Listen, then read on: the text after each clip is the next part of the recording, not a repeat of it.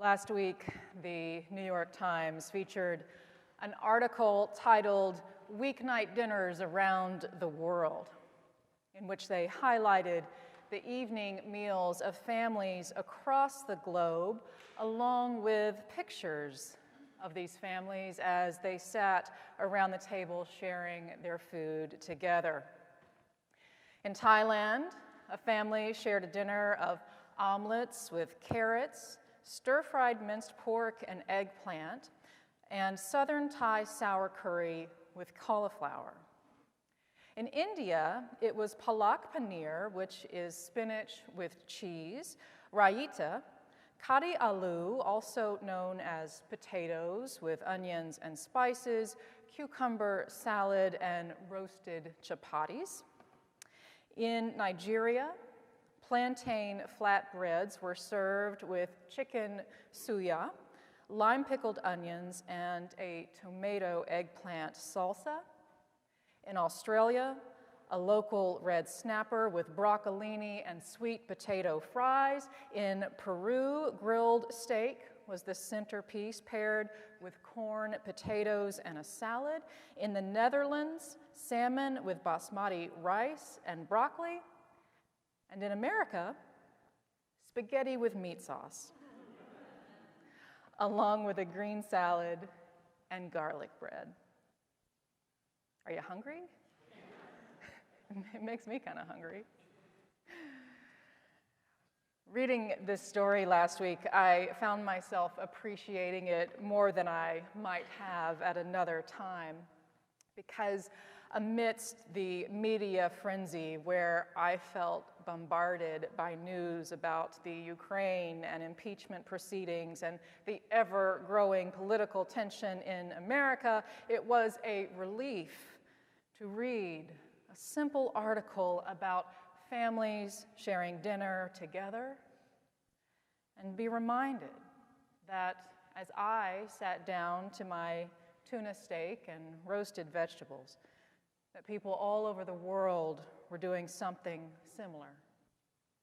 And again, thanks to the article, I could even see pictures of what they looked like inside their own kitchens as they did so. And so to see a picture of a mother and daughter in Italy tasting a piece of pasta to see if it was al dente, or in Russia, a family all in their sock feet standing around the stove as one person cut vegetables for a salad, or in Israel, as the person at the head of the table was holding up the challah, was also to see myself, in a way. Because each of the photos, no matter what country they were taken in, offered a glimpse into this shared aspect of our common humanity, the act of eating and sharing food with those we love.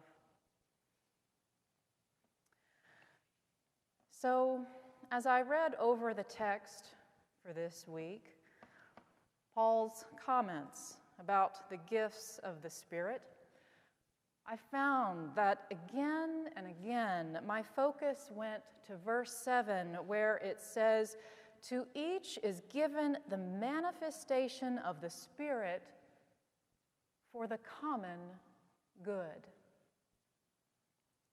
That word, common, being the operative word in that sentence, coming as it does amid a section that elaborates on the differences between people and being read at a time in our time, in which what is different about one person or another seems to be all that we can focus on.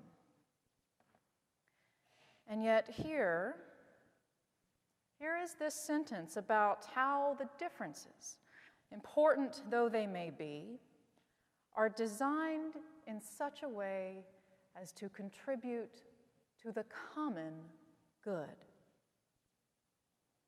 And as I said, it is that word common that I just can't get out of my head. which is perhaps because it's not a word that I hear all that often, or maybe just not as often as I would like. Phrases like common ground, common values, common decency, and common humanity seem to me right now to be buried under many more words and phrases that evoke not what one person shares in common with another, but what they do not. For example, there was a time, not too terribly long ago, when words like conservative and liberal were used primarily to describe one's political, ideological outlook. But in our time, they are used more like character assessments, judging an entire person or group of people to be morally lax or upstanding, depending on which side one falls.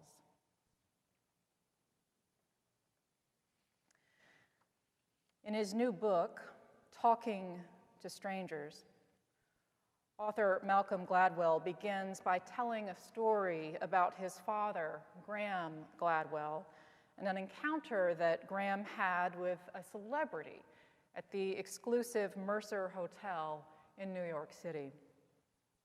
In the story, Malcolm describes how he went to the hotel to pick up his father for dinner, and when asking his father about his day, he told Malcolm that his day had been great because he had spent much of the afternoon in conversation with a man in the hotel lobby. "Well, what did you talk about?" Malcolm asked his father. "Gardening," his father said. "Oh, well, what was the man's name?" Malcolm asked. "Oh, I have no idea," his father replied. "But the whole time we were talking, people were coming up to him to take photos and asking him to sign these little slips of paper." Now, given the type of clientele that typically stay at the Mercer Hotel, Malcolm says that his father could have been talking to anyone from Robert Redford to Mick Jagger. But what was impressive about this encounter is not who Malcolm's father was talking to, but the fact that that was not what he remembered. The person's identity, or perceived identity, as is often the case with celebrities, was not important. Rather, Malcolm's father's enjoyment of the conversation came from their common interest in gardening. It's a simple example, sort of, in that it's more lighthearted and therefore potentially less translatable to some of the situations today where the ability to focus on what is common as opposed to what is different has more serious consequences and is therefore more difficult. But even still, whether it be in talking to someone famous or simply talking to someone who watches a different cable news network than we do, the ability to notice first what you have in common as opposed to what you don't can go a long way. And again, that's why I loved that article about dinner time around the world from the New York Times. Through this very ordinary idea, showing pictures of people in their homes eating a meal together, one can receive a gentle reminder that the old adage that states what unites us is greater than what divides us is true. Especially when one starts to look at the things that really matter, those things that are beneath all the noise and the news headlines, those things like having food to eat and someone else to share that food with. In a world like ours today, it's easy to overlook these simple, these common things that are fundamental to what it means to be human. Especially right now, our first instinct is to look to how we are not like someone as opposed to how we are. And while differences are important and also an essential aspect of what makes us human, they cannot be allowed to override those things that we share. Because when this happens, we start to see what we're seeing now. A society where it is increasingly difficult to talk to one another, to care about someone other than ourselves, and where there are these false dichotomies imposed that do not need to be. A person can love America and still recognize that we are global citizens, that we share this planet with billions of other people, and as such, we have a responsibility to those people. A person can want a more rigorous immigration policy and still feel deeply for those who are forced to flee their homes. It does not have to be either or when it comes to other people, unless the only way that those people are being seen is either like us or not.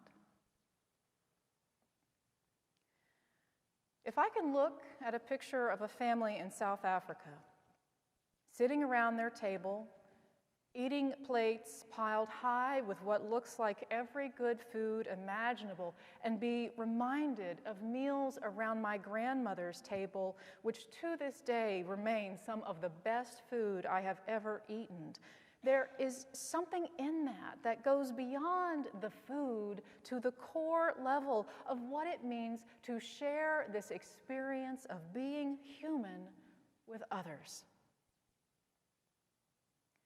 And that is what Paul was trying to say in his letter to the church in Corinth. Because the Corinth church had a very difficult time with differences.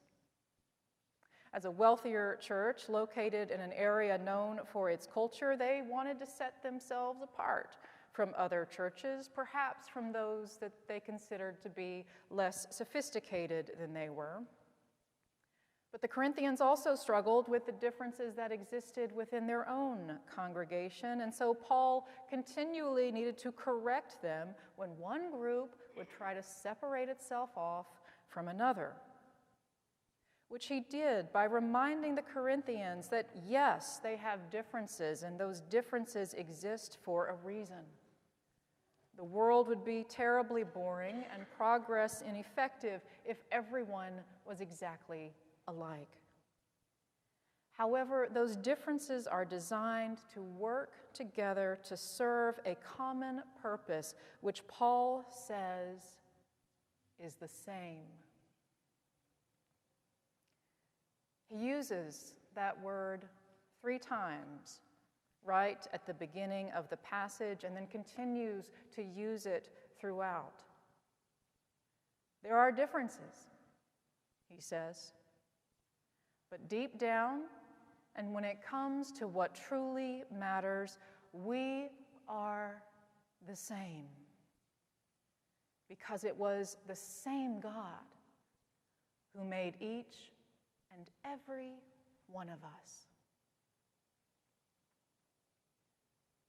The same.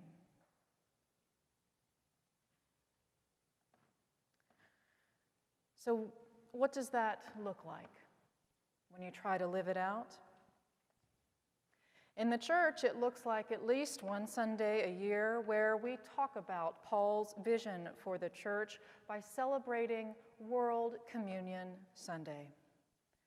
A day where we remember that as Christians in Washington, D.C., we will gather at that table, take a piece of bread and dip it in the cup, and that as we do so, we are not different from our brothers and sisters around the world who today will do the exact same thing. Maybe the bread that they use will be different. Pita, naan, baguette, brioche, whole wheat, ciabatta, rye, soda bread, cornbread. It doesn't matter. Because when bread is taken and Christ's words are said, my body and my blood, we will remember that as Christians, we are fundamentally one body in this world, and it is our task. It is our holy calling to live into that. Because as members of the church, we are global citizens. Global not just in the sense of the world, but global in the sense of all-inclusive, all-encompassing, universal. We are citizens of the world God created, and we all are, children made by God's own hand. Which means that blood flows through my veins just like it does yours. Look inside my chest, and there is a heart beating that has known both sorrow and great joy, just like yours. Take a snapshot of my life on any given evening and see that just like you, I'm sitting down to dinner, sometimes alone, sometimes with others. Just like we all do. And so the task before each one of us is to see those things first whenever we look at another person. It is to see what we share, how we are the same, before we see anything else.